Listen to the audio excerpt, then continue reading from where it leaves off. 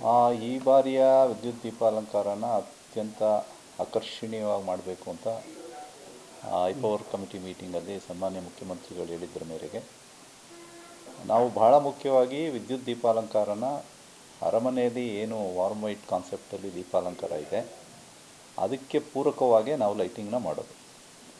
ಬೇರೆ ಬೇರೆ ಕಲರ್ಗಳನ್ನು ಹಾಕಿ ಒಂದೊಂದು ರೋಡು ಒಂದೊಂದು ಥರ ಮಾಡಿದರೆ ಅದು ಸರಿ ಬರೋದಿಲ್ಲ.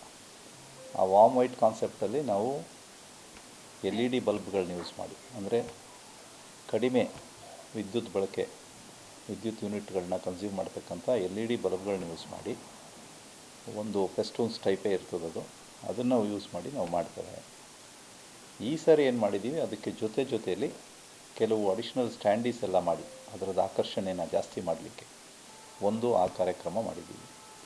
ಎರಡನೇದು, ಪ್ರತಿಯೊಂದು ವೃತ್ತಗಳನ್ನು, ಅಂದರೆ ಏಕಲವ್ಯ ವೃತ್ತ ಇರ್ಬೋದು, ರಾಮಸ್ವಾಮಿ ಸರ್ಕಲ್ ಇರ್ಬೋದು, gun house circle, KR circle, JC Wodeyar circle, Harding circle, Ayurvedic circle, LIC circle, ಈ ಸರ್ಕಲ್ಗಳನ್ನೆಲ್ಲ ಸ್ವಲ್ಪ ವಿಭಿನ್ನವಾಗಿ ಮತ್ತು ವಿಶೇಷವಾಗಿ ಮಾಡಬೇಕು ಅಂತೇಳಿ ಅಲ್ಲಿ ನಾವು ಒಂದು ಮಾಡ್ಯೂಲನ್ನೇ ಮಾಡಿಸಿ, ಒಂದು ಆರ್ಕಿಟೆಕ್ಟ್ನ ಇಟ್ಕೊಂಡು ಮಾಡ್ಯೂಲನ್ನೇ ಮಾಡಿಸಿ ಆ ರೀತಿಯಲ್ಲಿ ನಾವು ಮಾಡಿ ಲೈಟಿಂಗ್ ಮಾಡಿದ್ದೀವಿ. ಹಾಗಾಗಿ ಅದು ಕೂಡ ಸರ್ಕಲ್ಸ್ಗಳು ಭಾಳ ಮಧ್ಯದಲ್ಲಿ ಆಕರ್ಷಣೀಯವಾಗಿ ಬರ್ತವೆ.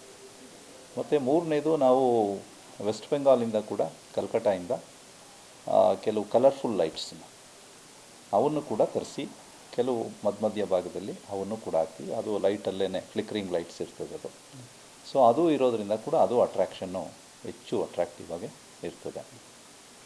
ಮತ್ತು ನಮ್ಮಲ್ಲಿ ಏನು ಮೊದಲೆಲ್ಲ ಮಾಡ್ತಾಯಿದ್ವಿ ಪ್ರತಿಕೃತಿಗಳು, ಅವನ್ನು ಕೂಡ ಬೇರೆ ಬೇರೆ ಜಾಗಗಳಲ್ಲಿ ಅವನ್ನು ಕೂಡ ಹಾಕ್ಕೊಳ್ತಾಯಿದ್ವಿ. ಹಾಗಾಗಿ ಈ ಸಾರಿಯ ದೀಪಾಲಂಕಾರ ಇಷ್ಟು ನಾವು ಗ್ರೌಂಡ್ ವರ್ಕನ್ನು ಮಾಡಿರೋದ್ರಿಂದ ಹೆಚ್ಚು ಆಕರ್ಷಣೀಯವಾಗಿ ಬರ್ತಾಯಿದೆ. ಈಗ ಆಲ್ರೆಡಿ ಕೆಲವು ಸರ್ಕಲ್ಗಳದೆಲ್ಲ ತಾವು ಫೋಟೋಗಳು ಕೂಡ ನೋಡಿದ್ದೀರ.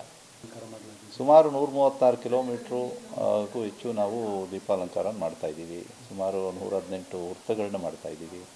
ಸುಮಾರು 60-70 ಪ್ರತಿಕೃತಿಗಳನ್ನು ಮಾಡಿದ್ದೀವಿ.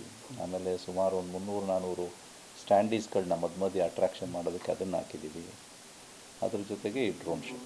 ಸೊ ಹಾಗಾಗಿ ಕಳೆದ ಬಾರಿಗಿನ್ನ ಈ ಸಾರಿ ಸುಮಾರು ಹೆಚ್ಚಿನ ದೀಪಾಲಂಕಾರನೂ ಮಾಡ್ತಾಯಿದ್ದೀವಿ ಮತ್ತು ಹೆಚ್ಚಿನ ಈ ಸ್ಟ್ಯಾಂಡೀಸ್ಗಳು ಇವನ್ನೆಲ್ಲ ಕೂಡ ಹಾಕ್ತಾಯಿದ್ದೀವಿ.